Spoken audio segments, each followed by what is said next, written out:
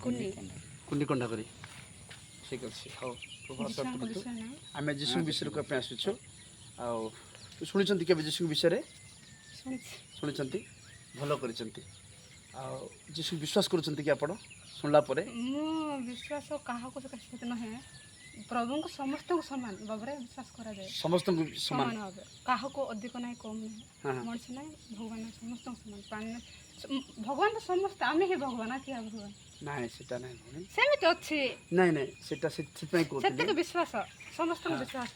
ନାଇଁ ଗୋଟେ ବିଶ୍ୱାସ ଭଲ କାମ କରୁଛନ୍ତି ଦେଖ, ବିଶ୍ୱାସ। ତମକୁ ମୁଁ ଭଉଣୀ ବୋଲି ବିଶ୍ୱାସ କରିବି, ମତେ ତୁମେ ଭାଇ ବୋଲି ବିଶ୍ୱାସ କରିବ, ଏଇ ବିଶ୍ୱାସ ଅଛି।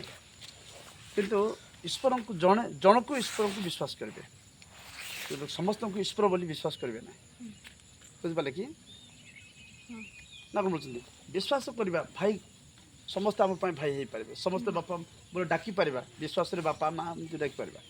କିନ୍ତୁ ଈଶ୍ୱର ଜଣେ ଏକା, ଆମେ ଆଉ ସମସ୍ତଙ୍କୁ ଈଶ୍ୱର ବୋଲି କହିପାରିବା ନାହିଁ। ଈଶ୍ୱର କିଏ?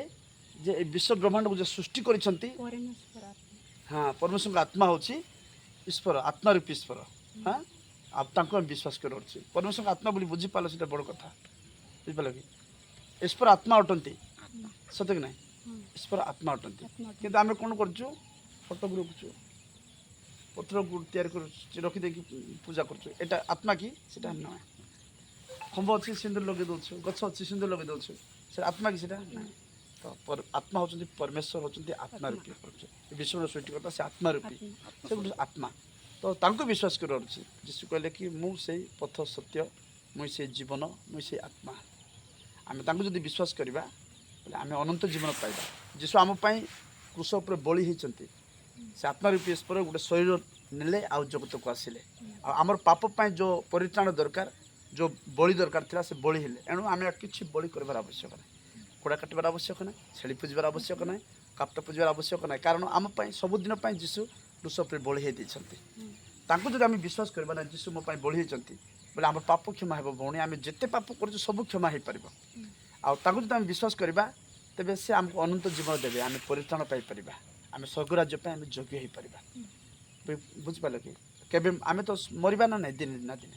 କିନ୍ତୁ ମରିବା ପରେ ଯେଉଁ ବିଚାର ହେବାର, ଆତ୍ମା ପାଇଁ ଯେଉଁ ବିଚାର ହେବ, ପାପ ଯିଏ କରିଛି ତାକୁ ଦଣ୍ଡ ମିଳିବ, ଆଉ ଯେ ତାକୁ ପୁଣ୍ୟ ମିଳିବ, ବୈକୁଣ୍ଠପୁର ମିଳିବ। ସେମିତି ବିଚାର ବେଳକୁ ନାହିଁ କି ଯଦି ଆମେ ଯୀଶୁଙ୍କୁ ବିଶ୍ୱାସ କରିଛୁ ବୋଲେ ଯୀଶୁ ଆମ ସପକ୍ଷରେ ଥିବେ। ସେ ଆମକୁ କହିବେ କି ମୁଁ ତା ପାଇଁ ଜୀବନ ଦେଇଛି, ମୋତେ ବିଶ୍ୱାସ କରିଥିବାରୁ ତାର ପାପ କ୍ଷମା ହେଇଯାଉ, ଆମେ ସ୍ୱର୍ଗ ରାଜ୍ୟକୁ ଯିବା।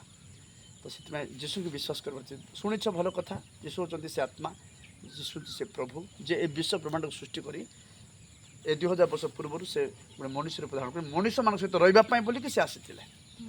ବୁଝିପାରିଲେ କି ନାହିଁ? ଏଣୁ ତାଙ୍କୁ ବିଶ୍ୱାସ କରନ୍ତୁ। ଏ ଗଛ ପତ୍ର ଏଇଟା ପ୍ରଭୁ ସୃଷ୍ଟି କରିଛନ୍ତି, ଆମ ପାଇଁ ଏଇଟା ପ୍ରଭୁ ଦେଇଛନ୍ତି। ପଣସ ଖାଇବା ପାଇଁ ମଣିଷକୁ ଦରକାର ବୋଲି ପଣସ ଗଛ ତିଆରି କଲେ। ସଜନା ଗଛ ସଜନା ଖାଇବା ପାଇଁ ଆମକୁ ଦରକାର, ସଜନା ଗଛ ତିଆରି କଲେ। ଆମକୁ ଆମ୍ବ ଖାଇବାର ଅଛି, ପ୍ରଭୁ ଆମ୍ବ ଗଛକୁ ରଖିଲେ। ତେନ୍ତୁଳି ଚାରୁ ଦରକାର, ଆମକୁ ତେନ୍ତୁଳି ଗଛକୁ ରଖିଲେ। ସତ୍ୟ ନା ମିଛ? ଆମ ପାଇଁ ଯାହା ଦରକାର ସେଥିପାଇଁ ପ୍ରଭୁ ସେସବୁ ସୃଷ୍ଟି କରିଛନ୍ତି, ରଖିଛନ୍ତି ଆମ ଉପକାର ପାଇଁ। ତାକୁ ଆମେ ଦେବତା ବୋଲି ମାନିବାଟା ବହୁତ ବଡ଼ ପାପ, ବହୁତ ବଡ଼ ଅପରାଧ। ବୁଝିପାରିଲେ? ତା ପାଇଁ ଦଣ୍ଡ ଅଛି। ଈଶ୍ୱରଙ୍କୁ ଛାଡ଼ିକି ଆମେ ଗଛକୁ ପତ୍ରକୁ ପୂଜା କରିବାଟା, ମଣିଷକୁ ପୂଜା କରିବାଟା ହେଉଛି ପାପ। ଆମେ କେବଳ ସବୁ ପୂଜା ପରମେଶ୍ୱରଙ୍କ ଆତ୍ମା ହିଁ ପାଇବାର ଅଛି। ସେଥିପାଇଁ ନାହିଁ, ଆତ୍ମାରୂପୀ ଈଶ୍ୱର ତାଙ୍କୁ ପାଇବାର ଅଛି। ଆମର ଈଶ୍ୱରଙ୍କର ସେ ଆତ୍ମାରୂପୀ ଈଶ୍ୱର। ଠିକ୍, ବଢ଼ିଆ ଚିନ୍ତା, ଭଲ କଥା। ପରମେଶ୍ୱର ଆତ୍ମା ଭଲ। ତ ଯୀଶୁଙ୍କୁ ବିଶ୍ୱାସ କର, ଯୀଶୁ ହେଉଛନ୍ତି ସିଏ। ତାଙ୍କୁ ବିଶ୍ୱାସ କରନ୍ତୁ, ଆପଣଙ୍କ ପାପ କ୍ଷମା ହେବ, ପରିତ୍ରାଣ ପାଇବେ, ଈଶ୍ୱର ରାଜ୍ୟକୁ ପାଇଁ ଯୋଗ୍ୟ ହେଇପାରିବେ। ଏଇ ଗାଁରେ କେତେ ଲୋକ ଅଛନ୍ତି? ଧରନ୍ତୁ ଭଉଣୀ, ଭଲ କଥା, ଏଇଟା ନିଅନ୍ତୁ, ଏଇଟା ପଢ଼ିବେ। ହଁ, ନାଇଁ ରଖିକି ଯାଆନ୍ତୁ, ପ୍ରଭୁ ତୁମକୁ ଆଶୀର୍ବାଦ କରିବେ। ତୁମେ ଜାଣିଛ, ପାଠ ପଢ଼ିଛ ପରା ମା'?